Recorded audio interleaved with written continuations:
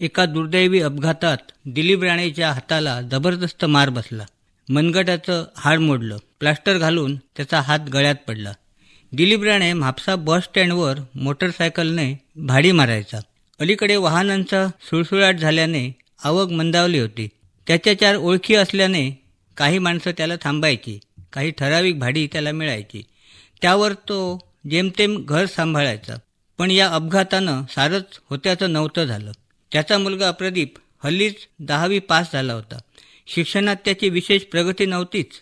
एका लहानशा गॅरेजमध्ये हल्लीच तो शिकाऊ कामगार म्हणून जायचा. तिथं पगारही ठरला नव्हता. मालक देईल ते तो निमूटपणे स्वीकारायचा. वडिलांच्या या अपघाताने मात्र तो पुरता भानावर आला. आता आपण काहीतरी करायलाच हवं याची त्याला जाणीव झाली. वेळ मिळेल तेव्हा बाबांची मोटरसायकल घेऊन स्टँडवर जा. 2 भाडी मिळाली तर तेवढाच संसाराला आधार होईल, आई त्याला नेहमी म्हणायची. त्यालाही हा विचार पटला. पण त्यासाठी त्याला गाडी चालवण्याचा रितसर परवाना हवा होता. ते लायसन मिळवण्यासाठी RTO ऑफिस गाठणे आवश्यक होते. लायसन काढण्यासाठी लागणारी सारी कागदपत्र गोळा करून एक दिवस त्यानं RTO ऑफिस गाठलं. तिथली ती प्रचंड गर्दी पाहून तो पुरता भांबावून गेला. एका खिडकीपाशी तो थांबला. त्यानं तिथल्या माणसांनी दुसऱ्या काउंटरवर त्याला पाठवला. 1-2 खिडक्यांकडे चौकशी करून त्यानं ते लायसन काढण्याचा फॉर्म मिळवला. ऑफिसमधली ती माणसं आपल्याच गुरमीत होती. ती धड माहिती सांगायला सुद्धा तयार नव्हती. तो फॉर्म घेऊन तो बाहेरच्या एका बाकड्यावर बसला. कुठं काय काय माहिती भरायची, आणखीन काय काय कागदपत्र लागणार याची तो जुळवाजुळव करू लागला. त्या बाहेरच्या रिकाम्या बाकड्यावर काही माणसं काहीतरी लिहित बसली होती. ऑफिसमध्ये बऱ्याच लोकांची ये-जा चालू होती. कुणाला टॅक्स भरायचा होता, कुणाला गाडी चालवण्याचं लायसन मिळवायचं होतं, कुणाला त्या लायसनचं नूतनीकरण करायचं होतं. वाहनांची संख्या वाढल्यानं आता RTO ऑफिसच्या कामातही प्रचंड वाढ झाली होती. विचारमग्न बसलेल्या प्रदीपच्या पुढ्यात अचानकपणे फॉर्म घेऊन एक जण उभा राहिला. हे मागचे भरून दी मरे. प्रदीपने त्याचं RC बुक घेऊन तो नंबर घालून तो टॅक्स फॉर्म त्याला भरून दिला. भरलेला तो फॉर्म घेऊन तो माणूस काउंटरवर गेला. फॉर्म व पैसे देऊन त्याने काउंटरवर जमा केले. त्या घाईत असलेल्या माणसानं ऑफिसातून बाहेर पडताना 10 रुपयाची नोट प्रदीपच्या हातावर ठेवली. प्रदीप अवाक होऊन त्याच्याकडे पाहतच राहिला. त्याच्या काहीच लक्षात येईना.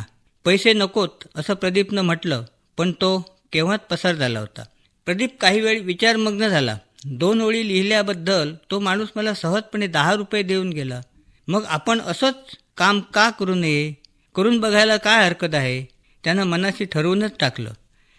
दुसऱ्या दिवशी सकाळी आपली बॅग घेऊन त्यानं आपला मोर्चा RTO ऑफिसकडे वळवला. ऑफिसच्या बाहेर एका बाकड्यावर त्यानं आपली बॅग ठेवली व तो बाजूला स्थानापन्न झाला. ऑफिसची वेळ होताच माणसं जमा होऊ लागली. काही माणसं प्रदीपकडे वळली. दुपार होता होता गर्दी वाढू लागली. लोकांची कामं करून देणं चालूच होतं. दुपारचा लंच टाईम झाला. आता घरी जाणं गरजेचं होतं. त्यानं सहजपणे खिशात हात घातला. नोटांनी खिसा भरून गेला होता. घरी आई वडील त्याची वाटच पाहत होते. अजून लायसनचं काम झालंच नाही का रे? आईचा प्रश्न. नाही झालं आज. आता उद्यासुद्धा जावं लागणार. खेपा घातल्याशिवाय कामं होत नाहीत आई. 4 दिवस तरी खेपा घालाव्या लागणार. अरे तू एखादा एजंट गाठ, तो ताबडतोब तुझं काम करून देईल. त्याला फक्त ठरलेले पैसे द्यायचे. बाबा त्याला म्हणाले. बाबा मला नाही ते पटत. त्याला पैसे का म्हणून द्यायचे? वेळ लागला तरी हरकत नाही. घालीन 4 खेपा. उद्या मी परत जाणार ऑफिसात. तो साळसूतपणे बाबांना म्हणाला. अरे पण तू गॅरेजमध्ये कामाला नाही जाणार? 4 दिवस येणार नाही म्हणून सांगितलं आहे मी पात्रावाला. आणि एकदा लायसन मिळालं की भाडी मारीन मी स्टँडवर. अरे आता भाड्याच्या गाड्या खूप झाल्या आहेत स्टँडवर. कुणाला म्हणून मिळणार भाडी? शिवाय आता प्रत्येकाकडे वाहनं आहेत.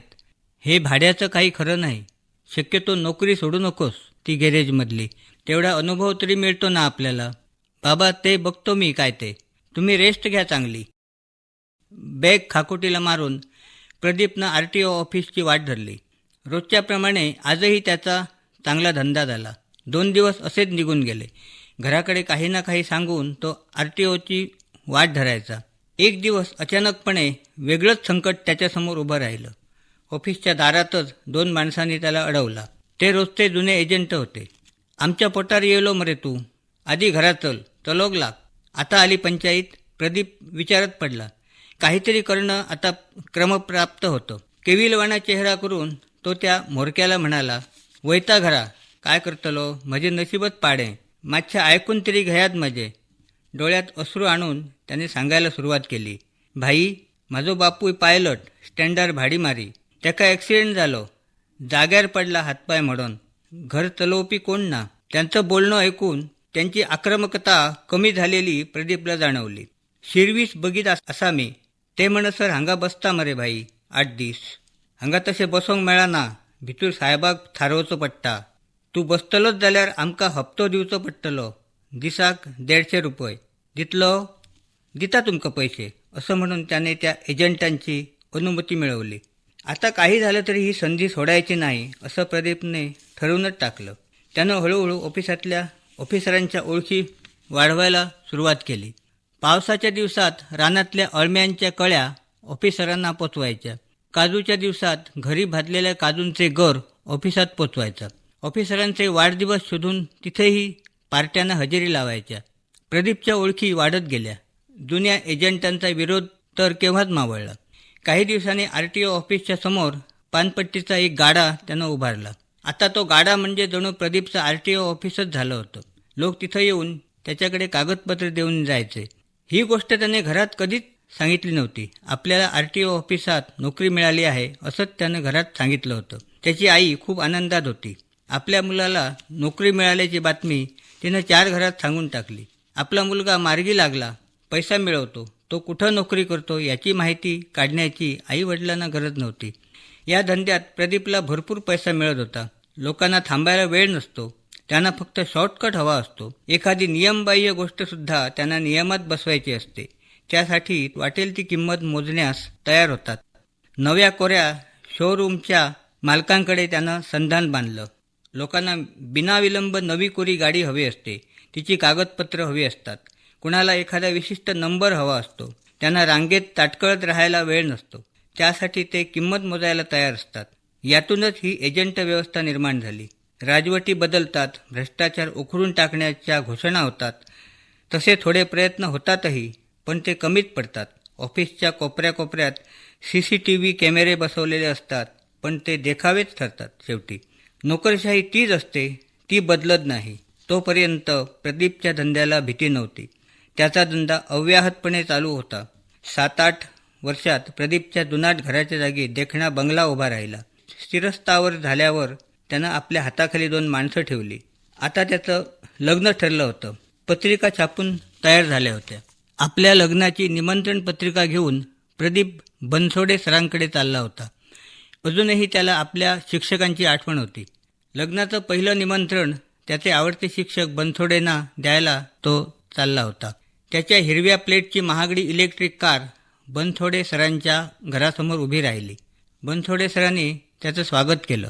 त्याला पाहताच प्रदीपचा सारा शैक्षणिक इतिहास त्यांना आठवला. 7वीत यानं 2 वर्षे काढली. पुढं याची गाडी ढकलत काठावर पास होत 10वीपर्यंत गेली. 10वीच्या परीक्षेत मात्र पंचवार्षिक योजना राबवली याने. एक विषय हातावेगळा करून त्यानं 10वीचं सर्टिफिकेट मिळवलं. तेव्हा माझ्याकडे 2 वर्षे संध्याकाळी ट्युशनसाठी यायचा हा. पुढं यानं आपल्या अक्कल हुशारीनं एजंटगिरी केली. खरं म्हणजे हे बरोबर नाही.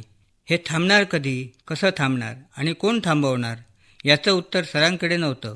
आपण व्यवस्था बदलू शकत नाही. आपल्या विद्यार्थ्याने तरी हा उद्योग सोडावा असं त्यांना वाटलं. यथावकाश त्याला हा उद्योग सोडायला सांगायचं असं त्यांनी मनोमन ठरवलं. कसला विचार करता सर? निमंत्रण द्यायला आलोय. कसलं निमंत्रण? लग्न ठरलंय माझं. वा, छान. गाडी मार्गी लागली म्हणायची. पहिलं निमंत्रण घेऊन तुमच्याकडेच आलो. पदस्पर्श करून त्यानं सरांना नमस्कार केला. जाडजूड पत्रिका सरांच्या हाती देऊन तो निघून गेला. जवळच सौ बनसोडे उभ्या होत्या. हा माझा विद्यार्थी. कुठं असतो ओळख पाहू? मला कसं कळणार? पण हुशार आहे. गाडी पाहिली त्याची 17 लाख पडतात म्हणे. अगं तो RTOतला माणूस. RTO ऑफिसच्या समोर याचं वेगळं कॅबिन आहे. दाखवीन तुला कधीतरी, असं म्हणून बनसोडे सर खळखळून हसले. सौ बनसोडेंना तसा काहीच अर्थबोध झाला नाही. म्हणजे हो? अगं तो एजंट आहे, एजंट. समजलं?